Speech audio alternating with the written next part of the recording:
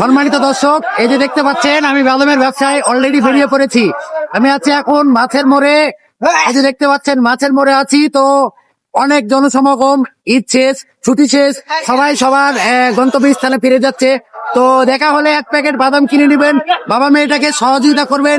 এই ব্যস্ত শহরের মাঝে কাজ করতে করতে, মানে ব্যবসা করতে করতে আমি কিন্তু ভিডিও বানাই। আর এই ভিডিওগুলো আপনারা দেখেন, দেখে আমাকে এতদূর নিয়ে গেছেন, এই জন্য আসলে অনেক অনেক মানে আপনাদের জন্য মন থেকে দোয়া আছে, আপনাদের জন্য মন থেকে দোয়া রইলো যে আপনারা এই কষ্টের ভিডিওগুলো দেখেন, আমার কষ্টের দামটা আপনারা দেন।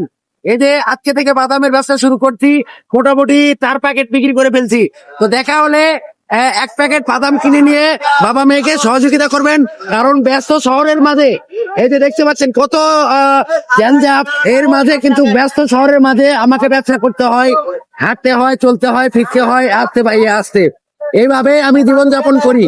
তো ইনশাল্লাহ দেখা হবে মহাদেবপুরে। আমি সর্বক্ষণ ঘোরাফেরা করি, যেখানে দেখা হবে এক প্যাকেট বাদাম কিনে নিয়ে বাবা মেয়েটাকে সহযোগিতার হাত বাড়িয়ে দিবেন। তো চলে আসতেছি এভাবেই। এখন বর্তমান রাহুল ভাইয়ের দোকানের পাশাপাশি চলে এসেছি। তো ইনশাল্লাহ আমার প্রতিনিয়ত বাদামের কাস্টমার, দেখি এক প্যাকেট বাদাম কিনে নাকি।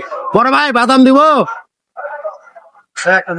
দেখ, বহুদিন পর আসছি, বড় ভাই নিরাশ করেননি, এক প্যাকেট বাদাম কিনে নিছে, অসংখ্য ধন্যবাদ। এইভাবে আমি বাদাম বিক্রি করি, সবাই এক প্যাকেট বাদাম কিনে নিয়ে বাবা মেয়েটাকে সহযোগিতার হাত বাড়িয়ে দিবেন।